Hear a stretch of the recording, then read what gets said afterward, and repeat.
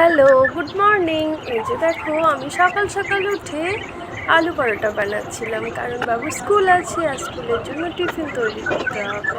ও school সকাল 7টা থেকে, আমি উঠে গেছিলাম 5টায়, যেহেতু আমার শাশুড়ি মা আমায় ডেকে ডেকে তুলেছিল, নিজে থেকে উঠতে পারিনি। তো আমার অনেক হেল্পও করে দিয়েছিল, আটা টাটা মাখিয়ে দিয়েছিল, তো আমি শুধু টিফিনটাই বানাচ্ছিলাম। এই যে টিফিনে ছিল আলু পরোটা, আর তোমরা দেখতেই পাবে যখন টিফিনটা দেবো। তো এই যে আমি পরোটাটা বানাচ্ছিলাম। তো একটু সকালে এটা করতেই হয়, কারণ ও স্কুলের গাড়ি 6টায় আসে, সেই জন্য এই যে মৌসুমি লেবু আর সস আর আলু পরোটা দিয়েছি আজকে টিফিনে।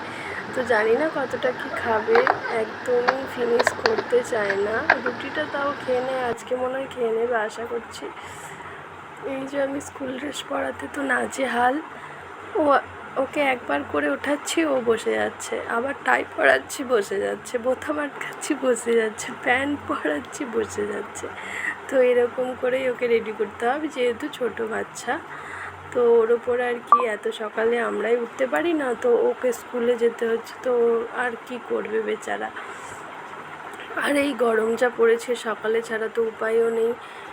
তো আর কিছুদিন মনে হয় স্কুল হবে, তারপরে তো সামারের ছুটি একটু পড়বেই, কারণ এত গরমে কি আর বাচ্চারা স্কুলে যেতে পারে। এই যে দেখো, স্কুলের গাড়ি চলে গেছে, এত তাড়াহুড়ো করা সত্ত্বেও স্কুলের গাড়ি চলে গেছে, কিন্তু যখন গাড়িটা রিটার্ন আসবে তখনও চলে যাবে। এই যে চলে গেল, টাটা।